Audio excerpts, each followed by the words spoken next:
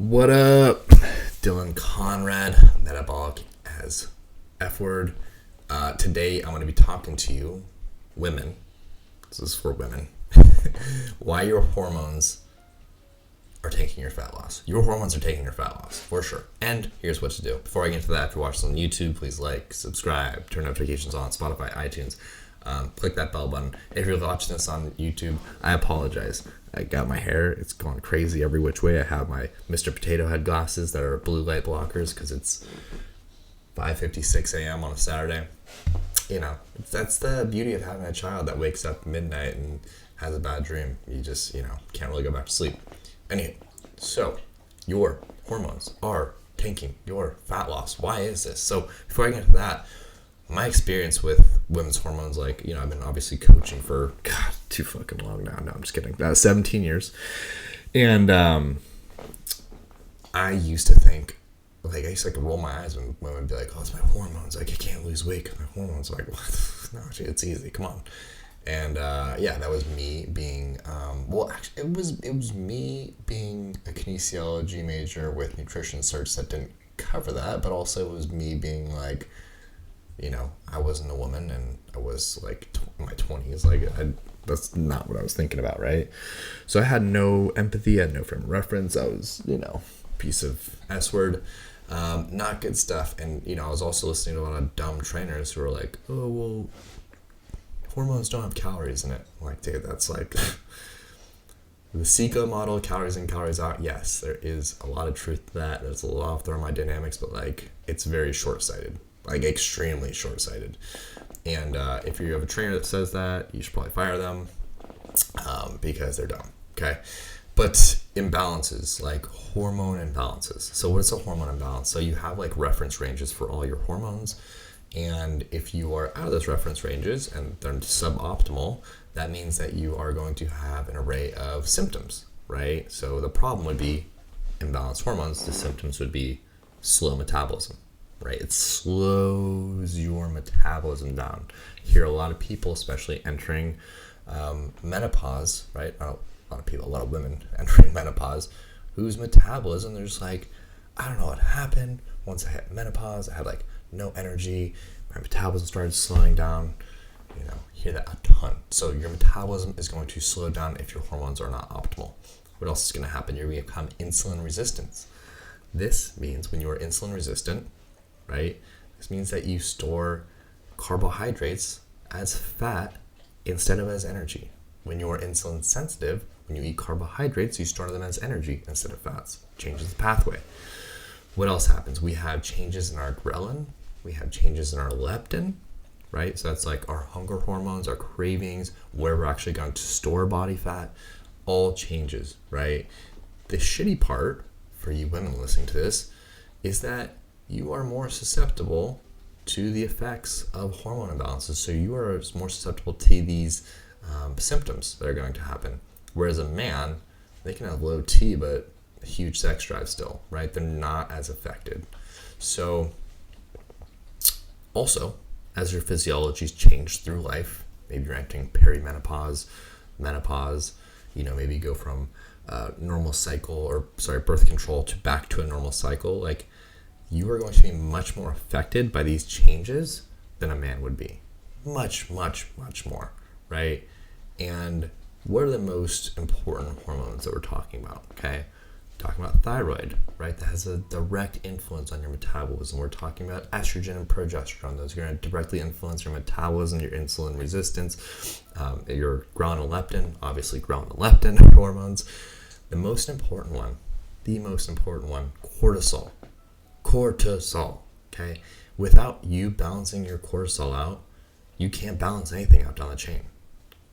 You can't. That is I don't know what the analogy I would use, but if you have dysregulated cortisol, whether you have high cortisol, you have low cortisol, you have high-low cortisol, which is you're wired but tired at night, you're tired during the day, you can't sleep though. Those are all things that will affect the rest of the chain down the way. And if you try to, for instance, correct thyroid, but your cortisol is dysregulated, your thyroid's never going to become optimal, ever. right? No matter what you do to correct your thyroid. So how do we optimize our hormones?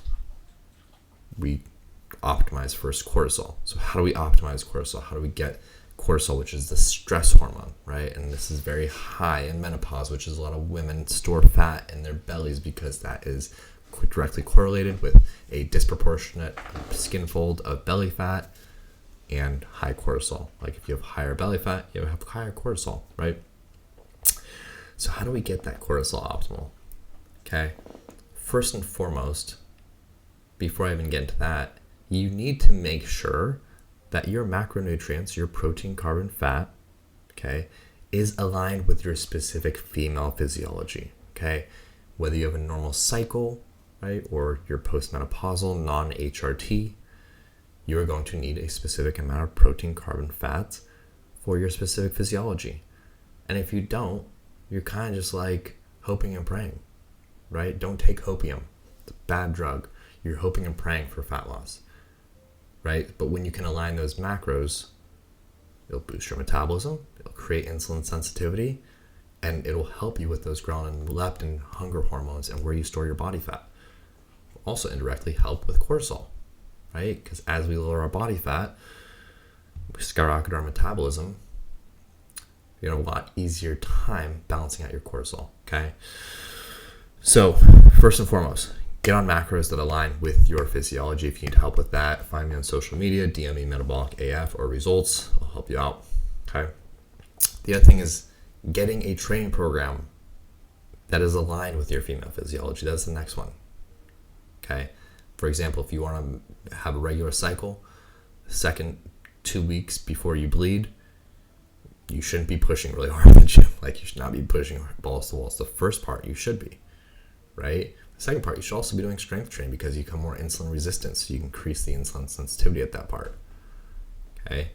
So get that first and foremost. If you don't have that in line, there's no point in taking a dive through the rest of it. Like, no point. There's no point, right? So unless you're doing macros that align with your specific female physiology and you're doing a workout program that aligns with it, like, you're dead in the water. Okay, there's no point in addressing these other things. Okay, so hormone questionnaires, huge to find out where your cortisol is, what it's doing, because you need to figure out, okay, is it high cortisol, is it low cortisol, high, low, because there's going to be different things that you're going to do to reverse that, right, to make it more optimal, to regulate it again.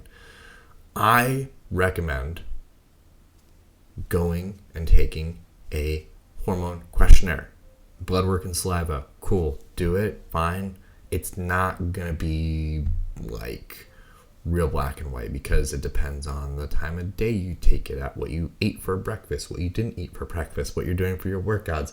You know, have you not been sleeping? Like, what time of the month is it? If you have a menstrual cycle, there's gonna be like so many variables in your saliva and blood work versus a questionnaire. Do you have this symptom? Yes, no. Like, next question. Do you have this symptom? Yes, no. It's black and white. It's binary. Okay, you either have it or you don't. So if you need a questionnaire, let me know.